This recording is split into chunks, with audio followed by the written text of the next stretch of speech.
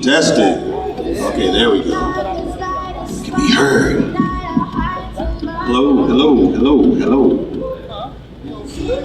So this is a very, very informal part of the convention.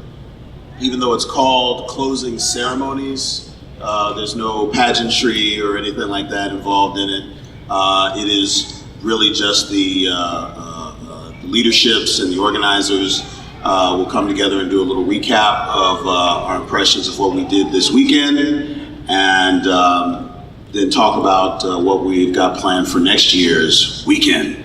So in the spirit of all of that, my co-founder, Haas, actually has to go and get a truck so we can start participating in the offload. So what I'm gonna do is I'm gonna go ahead and let him share his thoughts first. Then he's gonna have to run out, and we're gonna both go into grind mode. Hopefully we can do it quick, like a montage. It'll be like a nice little montage. It'll be done in about 20 minutes, but I don't think so. And then we'll go on to the feedback panel, which will kick off after this, where we can get some of your thoughts and your impressions on what you liked and didn't like, or things you'd like to change, things you'd like to see for next year. So without further ado, my man Hassan Parrish, the mic is yours. Hi, I can't see any of you guys, so that's probably a good thing because I get a little nervous speaking in front of people. Again, I'm Haas Parrish, the co-founder of this little get-together. Thank you all for coming. Make some noise.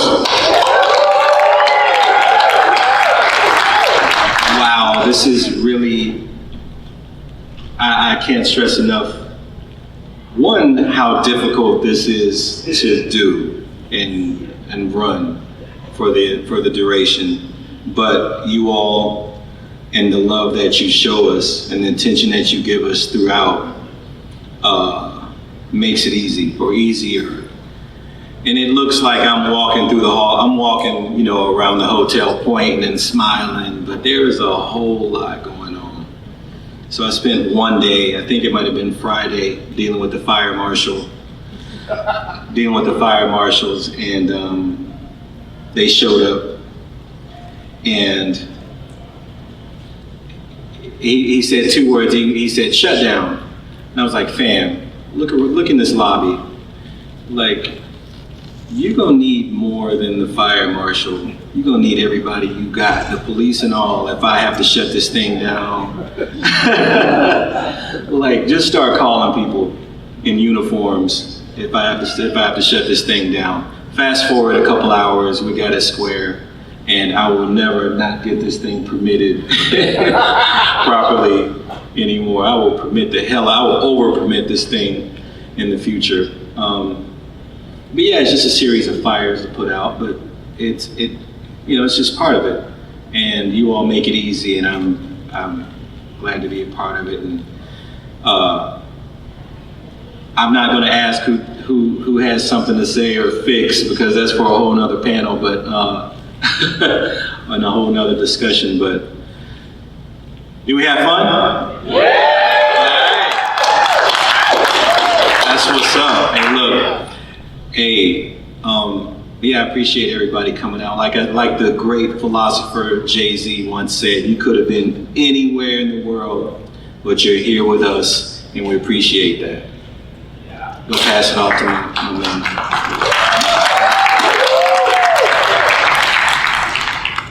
This was our third year, our third Blerd. We missed a marketing opportunity with that one. Our third Blerd event. We started this off with a vision of 10 years in the business plan. And I remember when I was sitting in front of the Crystal City bid, the Arlington Economic Roundtable with PowerPoint presentation, videos, trying to demonstrate to them what a convention was, because they didn't have even the baseline knowledge of what we were planning to do, let alone to talk about the specific mission of this particular convention and how it's going to affect their city. And I had done research on half a dozen other conventions who were kind enough to lend me their wisdom and their resources to talk about how the trajectory of a convention works. And if you ever have the opportunity to look at a Otakon or a Katsucon or any Anime Next or any of the big conventions that are out there that you're used to going to, you'll see a trajectory that is much more gradual. They might spend 3 to 5 years, in the hundreds, and then hit the 1,000 mark in year 4 or 5, and then they get to the 10,000 mark, in year 10, 12, or 15. And we had that built into our program. And we come in with year 1 expecting somewhere in the neighborhood of 500, 600 people, which is a respectable, solid first-year start. My man, Bernard Martin there, one of the tech leaders for DragonCon, has been a really great advisor to us. And he's like, if you get that and you exist and you happen, then you're golden. That's what you want. And we started off closing out year 1 with over 1,800 attendees.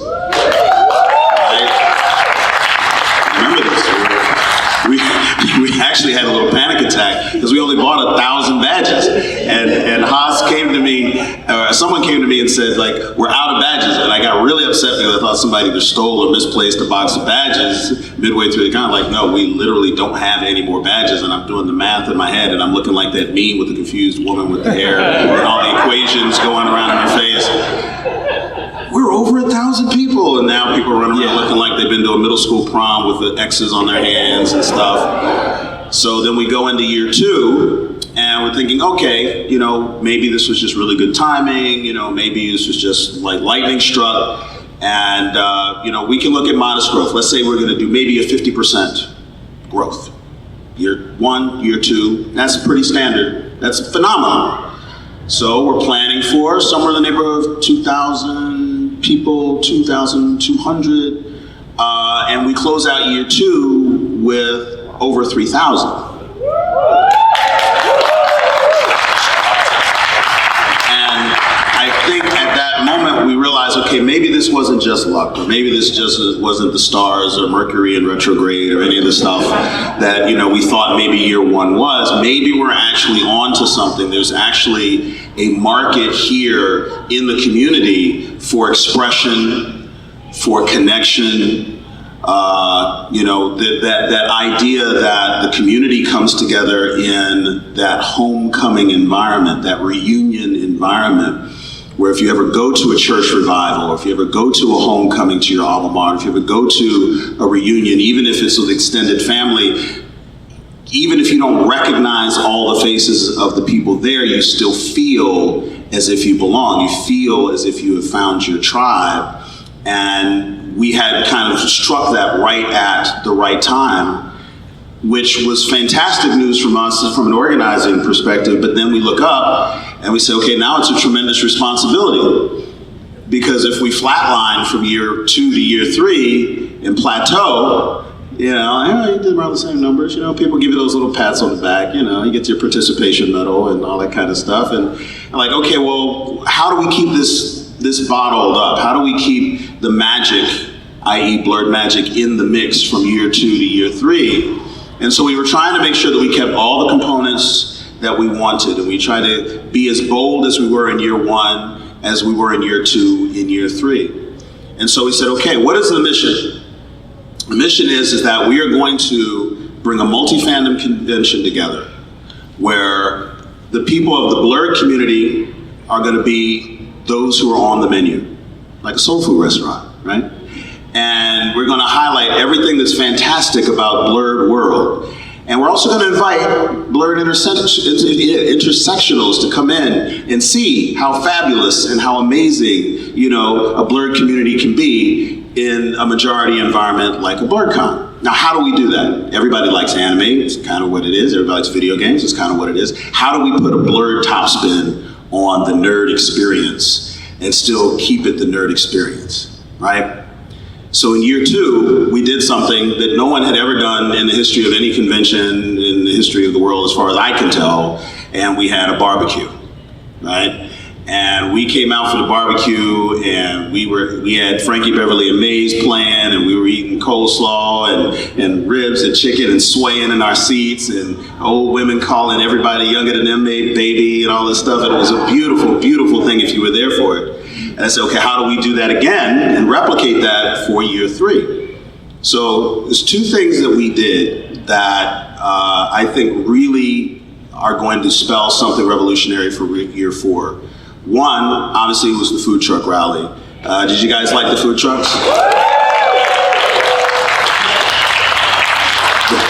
The programming team, specifically Ashley Thomas, who did a lot of the work on the organizing committee, came out and just really vetted and reached out and recruited those trucks because we didn't want duplication, we wanted representation, we wanted it to represent not just the region, but represent the audience. And we tried to tell them, nerds don't sleep, nerds eat constantly. Pack accordingly, right? Okay, we've done food truck stuff before, so what hours? No, not hours. We are going to start at noon on Friday. And we're going to close at 3 on Sunday. And people are going to be eating all the way through in between. So I figured I had to go check on this. I go out, this is about 1:30 in the morning. This is me up, I'm the panic guy, that's me. Everything's wrong, I got to look around, right? I said, let me just walk myself out here to these food trucks because the party's going on, and when the party's over, these people are going to go straight out to these food trucks. I go out, only people left are the Jamaican people with their truck and the DC Slices. DC Slices had 3 slices left. And I was like, why is your light on? You are going to cause more problems than you solve. Shut down, they're coming. The Jamaican guys are out there just, I love those guys. They were just heckling everybody, clowning people just sitting on the benches, playing, I don't know what they're doing, but it was like, they're ready. Okay, they're good to go. And everyone else had said that we thought you were joking. And everyone ran out of food and had to go home and get more food, swing by Murray's, that's A-Y, Murray's, and get meat. Anyway, so that was a success, and it created an additional space for us. Year 3 also was successful in that we sold out 3 hotels. Yeah. Anyone who remembers the run-up to year 1, we were trying everything in the world to get you in these hotel rooms because the way hotels work for conferences is that you get a room block, and if you don't meet the room block minimum, the cost of renting the space goes from a Prius to a Lexus, right? And so we're like, we'll give you a badge with a room, we'll give you cookies with a room, we'll call you. The secret sauce was like, we just gonna have 50 little panels and hope that those people stay in the hotel. Whatever we had to do. And year 2, we did respectable, we didn't sell out. This is our first time selling out this hotel. We come in, and I remember Haas and I had this conversation, I was called him after the second call I got from the hotel that said, well, we sold out. And I was like, oh, well, we must have just sold out the block. We'll just add some more rooms to the block. And they're like, no, we're out of hotel rooms. We don't have any more rooms in the hotel, and it's February. And this was before we even started the acceptances, the rolling acceptances for the panels. So we're panicking. We're like, what are we gonna do? So I had to go in and do the call to the Courtyard Marriott. Thank you. You're welcome. And the reason why is because, if you just go to a hotel and walk up to the door, they're gonna charge you, condo rent because you're just right there. And we know that we don't want you guys to, have to be broke coming in because then you're not spending money in the vendor hall and you're not having a good time and you're spending money on cosplay. So we want to make sure that the room blocks worked on that.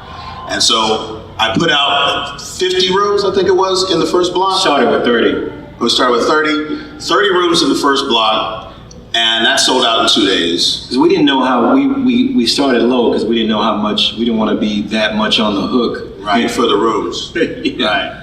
And we had a second block, which was 40 rooms, and that sold out in 3 days. And then we had a third block that sold out in about 4 or 5 days, but then that hotel sold out.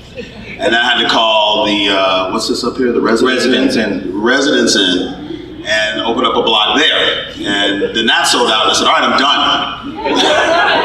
This is not the housing authority. We have a con to build, so we can't just be putting people in hotels and the con's falling apart. So we focused on that. But those were the indicators that what we were doing was very successful. And we were trying to make sure that we were going to live up to that mark. So the most experimental thing that we brought about this year, and I think one of the things that was probably most in line with the spirit of the Blerd community was the barbershop.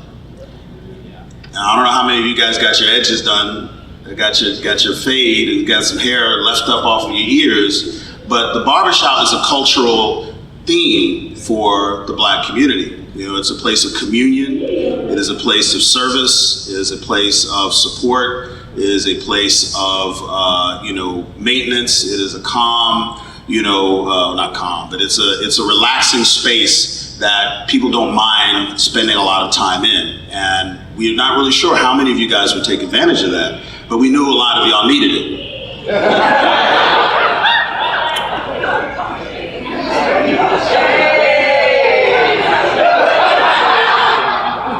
A lot of y'all spend a lot of time on your cosplays, spend a lot of time packing your cars, getting your arrangements, hooking up your rooms, all the stuff that you got to do, driving for miles and miles, and you come here looking like, So we put these guys out here, they're from the community, the Blerd community, and they were packed the whole entire week, and they're cutting hair right now.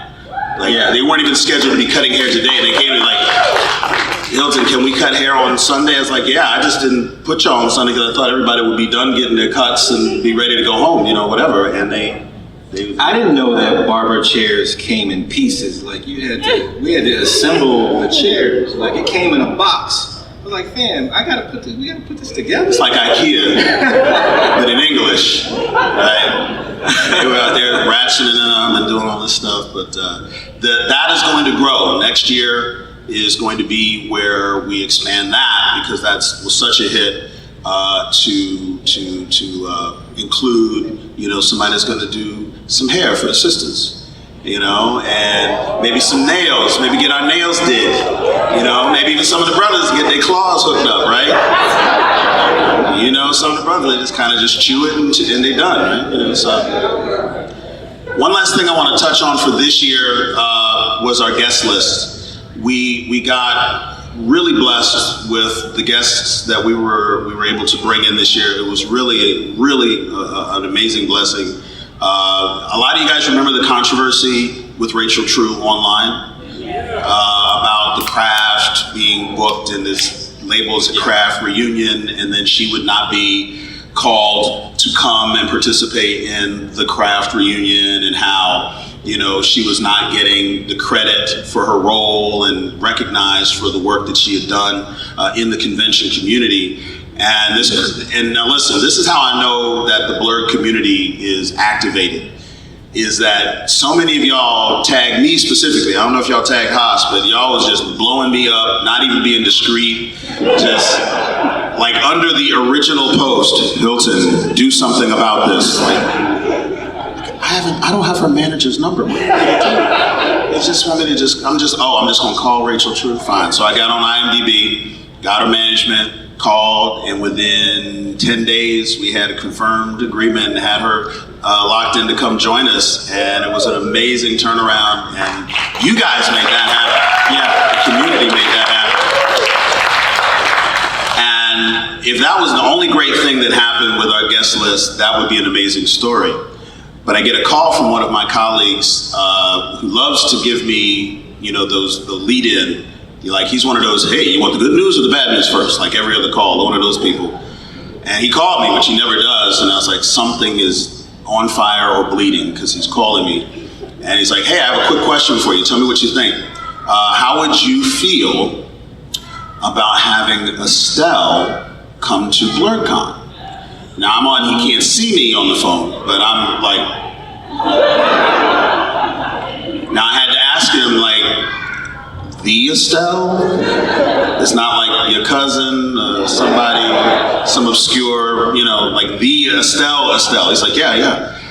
And I said, well, we're only a third year. and she's got a Grammy, and da-da-da-da. And he was like, look, tell me what you can do. I will take it back to her management, and we'll make something work. Because I think that what you guys are doing is right up her alley. It is in her lane, and I think that she's going to want to do it. And I'm like, yeah, all right, whatever. All right, I'm going to send this number.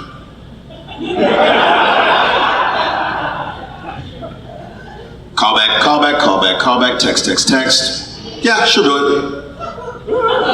Yeah. And we got Estelle to work. Now, we also got the amazing, who's under obviously the same agency, we got the amazing Bo Billingsley to come. And if you, like I said, he was a dream. And we were just so lucky to have him, but we really had not had a really strong set of voice actors before, and we got him on board, and he's amazing, and you guys treated him well, and he's just had a ball and a blast, and so you'll probably see him again in the years to come. So the guest list was amazing for us, and it was obviously something that you guys enjoyed, and that's a lot of work that goes into that, as you can tell, but I'm telling you, without y'all, that's not successful. So I want to thank you guys for receiving the guests as well as you did and making them feel the Blerd vibe for the first time. So give yourselves a round of applause for that.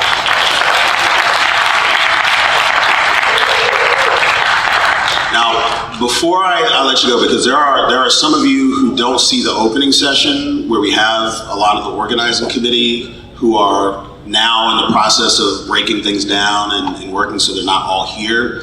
I want to reiterate how much work and how many people are working behind the scenes. People often say Hilton and they often say Haas and all this, and yeah, did I come up with the idea? Yes, but I didn't do the establishing piece without Haas and the back structure and the things that made this place, a structure that we could actually build upon without my business partner. And then we couldn't have built the convention that you experienced without the organizing committees. So, we're just going to throw some names out here for those of you who might not know who these folks are. We've got Cerise Kanzias, who does the programming, and that's your panels and workshops. Did you guys enjoy the panels and workshops? A lot of work. That's year-round work for that. We had Tifron Kanzias, her husband. Yeah, they're related. Imagine, right? Who was working on the operational end. This guy was keeping everybody in line, cracking the whip on the left front side, the center. He's the part of the glue in the original team of the con, making things happen there. We had Maurice, who came in and is now working with not just cosplay guests, but he's also doing the DJs. Did you guys like the DJs? Maurice came in and was running that. The cosplay contest, did you guys see that? I always loved the cosplay contest. He was managing that. So you go through all of these things. We had Lacey Kister, who was organizing our vendor halls. You like the artists and the vendors that you see when you come in? Yeah, it's a lot of work. That's year round. I can't see if she's here, but like I said, everybody's working, so I'm shouting everybody out. We also mentioned Ashley for the food trucks. Ashley's so dope that the only reason the fire marshal knew to come was because she was handling the food truck rally. And then he looked up and was like, why are there so many people in the hotel? And I looked up and realized we didn't permit the hotel. Which they never really have to do, but that's a whole other story. But we took care of it. It was no big deal. You guys were very nice, but it was all good. Haas took care of it. No sweat. No sweat. So we also had, I'm trying to make sure that I'm not missing anybody. Carmen. Yeah, Carmen is doing our social media. We just reached 10,000. There she is. We have 10,000 followers on Instagram. And listen, let me tell you something. The way Instagram works is that you ain't nobody till you get 10,000 people following. Mm-hmm. You don't have 10,000 people. They're just like, there's a line over there for you. This is like the rewards line where we can actually do more. We can reach you better, get more information out. And without it, it's just harder to do things. So it's a big accomplishment, and she made that happen.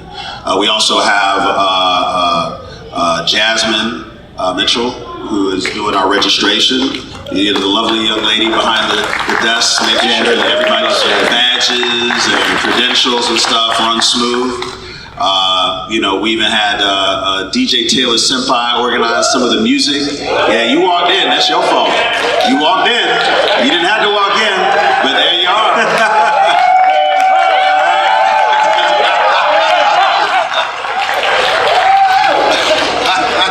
When you walk in with your name on your hat in white, that, you know, and he's like, it's too late now, player.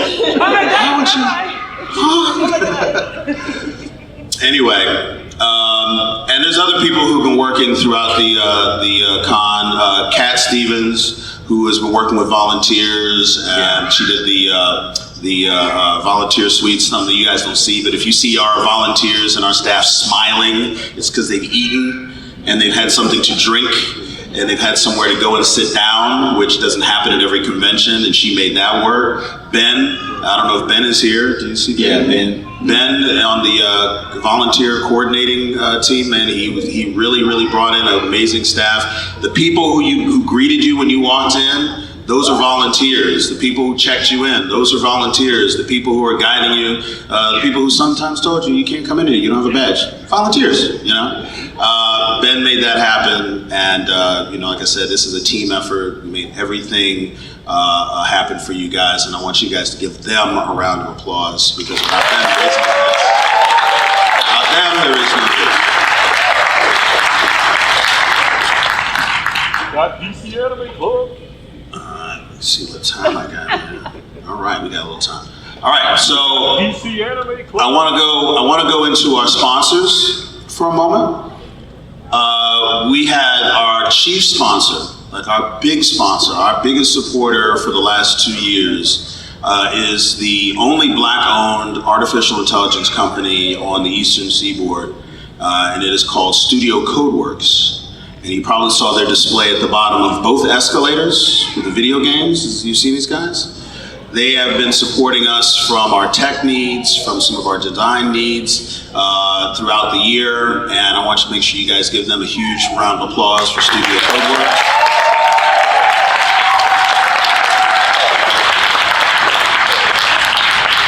A big shout out to our prize sponsor, Ultimate Wireless. These guys help make, you know, the cosplay contest and our video gaming, console gaming contest really special. Oh, look, his name right there. Brother, I'm front row. You didn't get to shout me out. I got the shirt on. Like, but you know, the sponsors really make things happen. We have one of our media sponsors, Weird Enough Productions. I don't know if we have a logo for them. They're just growing. There's a young guy by the name of Tony Weaver who made big things happen in the world of outreach and education in comics and comedy. He goes all over the country, all over the world, giving speeches and motivational speeches to young people about learning through art, learning through comic books, learning through the nerd sphere. And they came in. There was the little kiosk. As soon as you walked into the marketplace, that was them. And they were a big help. And we're really proud of him, because we all kind of started together in a way. Oh, he just walked in too. I'm just on time with this. Look at this, standing in the back. Tony Weaver. Tony. You need to know something about Tony. Tony's a young cat, man. That dude is young. I'm talking, check his ID at Chuck E. Cheese young. He is doing things at an age where I was just like trying to drive my car and get pizza and hang out, and he is like corporate master doing it up. So really happy to have him. I want to talk about some of the partners as well. We also have the DC Anime Club, who sponsored our anime screening theater. They are hugely active in this area, in the areas of anime and manga, you know, right here in the city. They're everywhere. If you go to any conventions in this area, you're going to see DC Anime Club. And you're going to see the founders, you're going to see the committee, you're going to see the president. They are everywhere. They're super visible. They are the community, and they are making anime, you know, the way we would want it to be, and how it's seen and how it's presented. So give them a big round of applause, because they work really hard. I want to shout out LGBTHQ. Anybody from there? We say they're worldwide, but they're out of New York. They're New Yorkers. They're real urbane, you know. They've been with us since day one. They shout us out in ways that I didn't even know you could be shouted out at. I mean, I come into New York Comic Con and I see these guys are like, they got lays, they got music, they got flyers, and I'm like, oh man, these are our partners, man, they are dope, you know? Representing every kind of way with panels and workshops.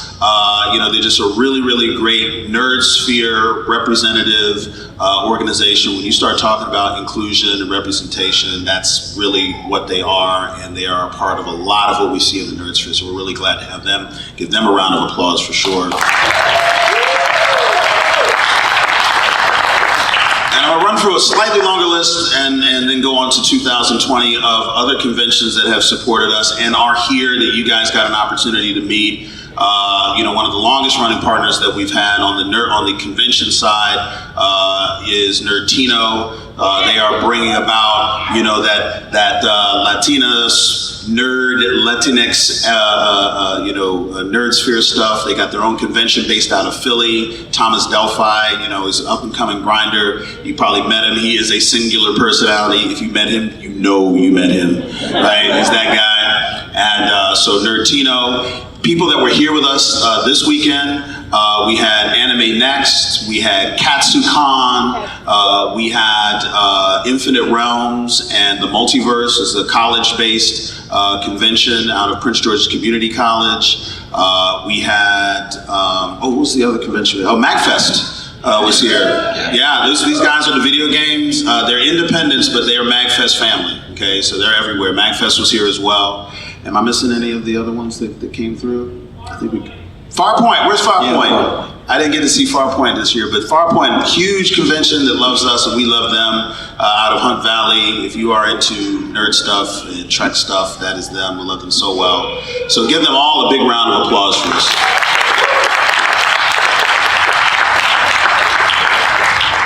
Okay, so I want to talk about 2020 before we go into the feedback panel. So, this is what I'm really excited about. Themes are kind of what dictate the mission for a convention.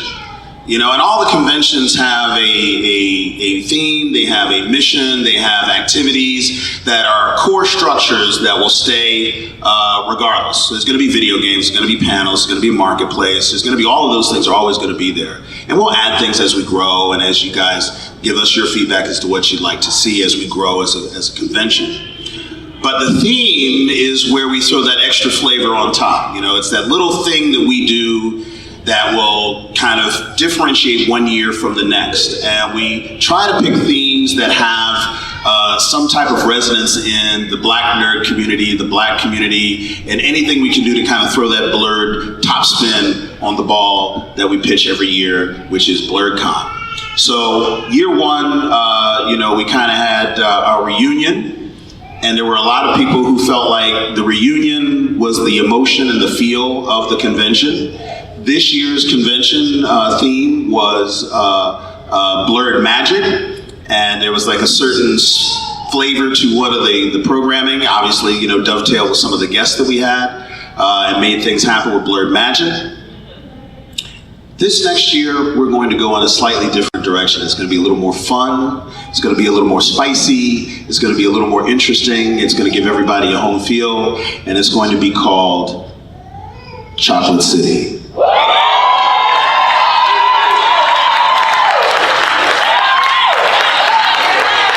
Chocolate City. That's dope.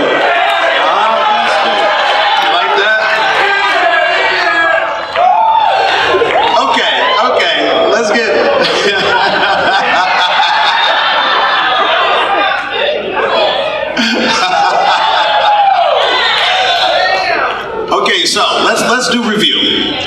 Anybody who maybe is under the age of 14 or is not a member of the Black community, has never really understood the term, this is your chance to review. So let's start. a lot of the urban centers, specifically in the north, you know, during the exodusters time when, you know, the African-American families started moving from the south toward the north for more opportunities into places like Chicago and New York and DC, you know, you found these cities to start to build their own culture. It would be in the flavor of the food, it would be in the music, it would be in the style and the architecture, fashion, you name it. And now you start to see people who are from Chicago got a certain way of talking, right? People from Baltimore got a certain way of walking and talking. You know, people who are from, you know, Atlanta got a certain flavor to them, right? People from DC got a certain flavor to them. And you see they got their own music and they got their own food and cuisine. Some of them got their own spices, right? So what we're going to do with the Chocolate City theme is that we're going to highlight various aspects of obviously the DC metropolitan area and highlight those things for Blerdcon. So you're looking at Old Bay, Mambo sauce. I'm telling you, you ain't had it, you ain't had it. I'm telling you, you ain't got it, you ain't had it, you ain't got it. We're talking about, yeah, we're talking about the businesses, right? We're talking about the music, the go-go music, right? Maybe bring some go-go music to Blerdcon, right? But we're also going to reach out to our other chocolate cities and we're going to try and incorporate as much as we can for them. So we're going to find some stuff from Chicago to bring into the pot, right? We're going to find some stuff from New York and from Atlanta, you know, maybe St. Louis, you know, and see what we can do to kind of like highlight not just this chocolate city, but the concept of all chocolate cities, right? And if you notice, the theme of the characters is they kind of got a little bit of a Willy Wonka look to them. You saw that? Right, that's not an accident. You know, we are going to be giving you this tour, right? And you're going to start to see that as a theme that plays out from the VIP passes. Maybe it'd be themed like a golden ticket. You know, maybe we do a, you know, like a really cool walking tour of the region, or you know, just some things that just going to be undeniable for there. We're going to have a lot of fun with it. And we will be happy to take suggestions and anything that we can bring about, in a realistic amount of time, money, energy, and outcome. We're definitely going to be looking at. So keep an eye on the theme for Chocolate City. Keep an eye out for the ticket sales. We're not going to be doing ticket sales like we did last year. We just come right out the door and do it. We're going to do this in a very deliberate way. We're going to have a much lower priced advance ticket. And then we're going to have a normal priced advance ticket, and then we're going to sell advance tickets until we get roughly up to the day of the con. And we want to make sure that you guys get the opportunity to take advantage of the earliness, take advantage of the advance ticket nature, and be able to get involved and do it without us trying to rush you guys through it. Because I know a lot of y'all spent a lot of money this weekend, and a lot of y'all partied hard this weekend. How many of y'all, some of y'all are sitting in your seat, sleep now. This brother right here that had his sunglasses on the whole time. And it is not bright in here, sir. It is not bright in here at all. Can he hear me? Is he awake? Okay, there you go. All right, there you go. Tap him. You need to put the Weekend at Bernie's business going on here. That brother passed out at Blerdcon. Ain't nobody help that poor man. Well, anyway, what we'd like to do is, again, we just want to thank you from the bottom of our hearts, because there is so much work, again, that goes into this. There is so much that we all have in our own lives. There's so much bad news out there. You guys might not know this, but, and I'll say it, Trump is 3 miles from here. We can feel that.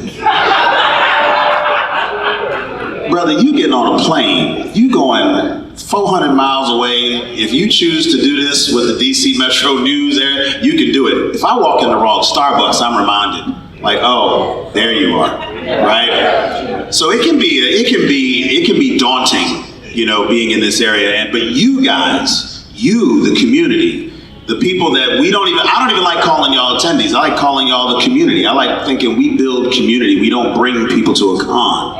You guys are our family. Right. And what you do with Blerdcon, and I see you. You don't think I see you. I see what you're doing. You are taking chunks of Blerdcon structure and the Blerdcon framework, and you're taking it to other conventions. And I go to other conventions and I see black and brown people hanging just a little tighter than they used to. You know what I mean? And I see other conventions that are looking at what we're doing, even if the diversity and inclusion mission is not written into their, their charter, they still may want to be more diverse and they want to be more inclusive. And they're looking at our guest list, and they're looking at our programming, and they're looking at the panels that we put on and the things that we do. And I'm starting to see it in cons like MomoCon and AwesomeCon and DragonCon and OdaCon. There is a growth happening. We are able to influence not just what happens here, but what's happening when you go home to your local con, and how can you bring that blurred magic to your convention and to your community. And if we can continue to do that, and if we didn't do anything else, that would be the success, and that would make all of the effort that we put forth worthy of what we do and worthy of your effort and your support. So please give yourselves a round of applause. Please. Hey, I had somebody tell me this weekend, he was like, bro, I am not the coolest, most handsome guy, but he said to me, Blerdcon is my Howard homecoming.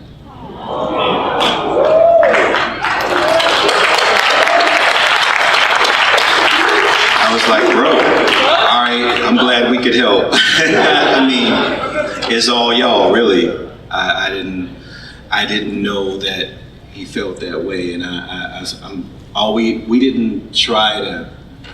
We just had an idea, and it just kind of grew into a thing that people love. And look, he literally called it his Howard homecoming. Well, I'll tell you what, we hope he pays his dues each year and come and join us every year then. Skips Howard. Howard's expensive too, so come on and we can make this his homecoming, we can make this his home family, because everybody here is looking to the left and the right and they see family, right? Mm-hmm. Everybody here is coming on love. We're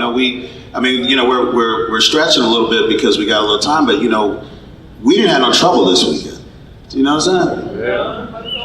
4,000 or 5,000 people gathered in a building, dancing, partying, drinking. Not you. I know, not you. You one of God's property. You don't do that. I was not talking about. No, I am talking about you, sir. Don't get. I'm talking. She's excluded. You're in it. I saw you. You're not telling on yourself.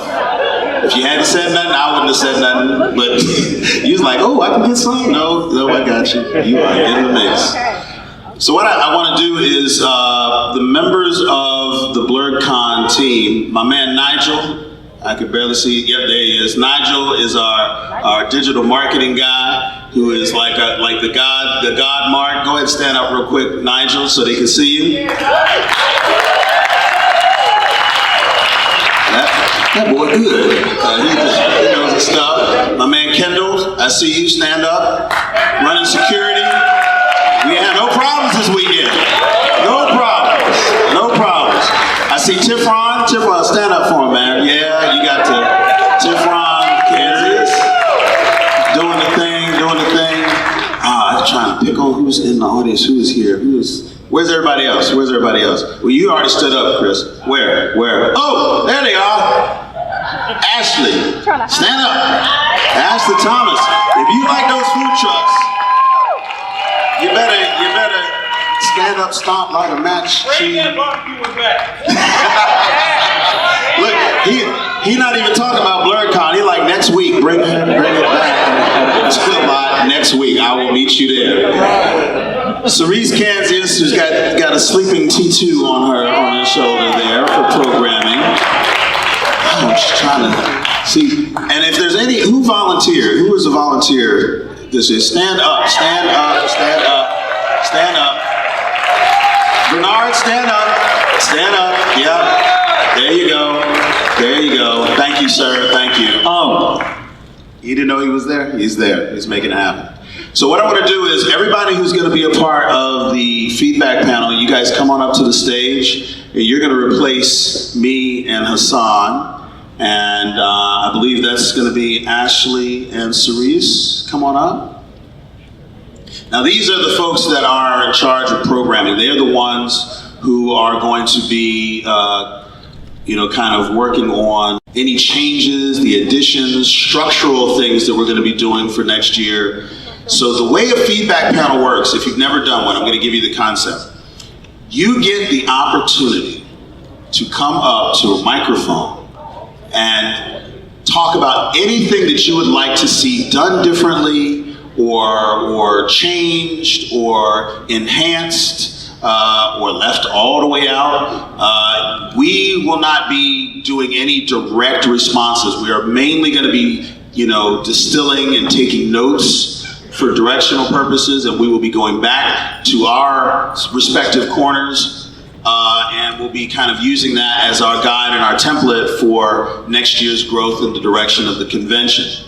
Okay, so this isn't a gripe session. This is not about complaining or anything like that. Is that we do this for you. If we did it for us, we wouldn't necessarily even have like these kind of meetings. But you guys are the ones who get to shape the convention, and we want to take as much of what you do, what your vision is, into consideration. Two people I need to shout out before I get off the mic, who I just saw a second ago. Do you guys like this logo back here? Yeah. You guys like that logo? Okay, my man Matt Houston, stand up, man. My man Matt Houston has been doing our logo designs since day 3 or something, and like a lot of the work that we've done has come from him for the big stuff. And so give him a big round of applause. The brother works really, really hard, really talented. I also forgot to shout out the guy who's our music director, Stan Robinson. They call him Substantial Rap. You know him? He was performing on Friday. He came on board new this year, did an amazing job with the stage shows and cultivating the talent for the stage. So even though he's not necessarily in the room, he is with us in spirit and run around doing the things that only he can do. So I want to thank him for that. So yes, we're going to hand this over to the capable hands of Miss Ashley and Miss Cerise. And me and Haas are going to go and start lifting things. But what we're also going to do after this, if there's anyone who's either watching this on video after the fact or doesn't get an opportunity to speak or forgets something and wants to reach back out, we can do some kind of a survey or something online that would allow you guys to submit any suggestions, and just keep an eye out for that. So again, thank you guys for an amazing Blerdcon. I know you are exhausted, as you should be, because you guys have been smiling and cheesing and dancing and walking and two-stepping and electric sliding, and it's been crazy. So we love you, we thank you. Give yourselves another round of applause.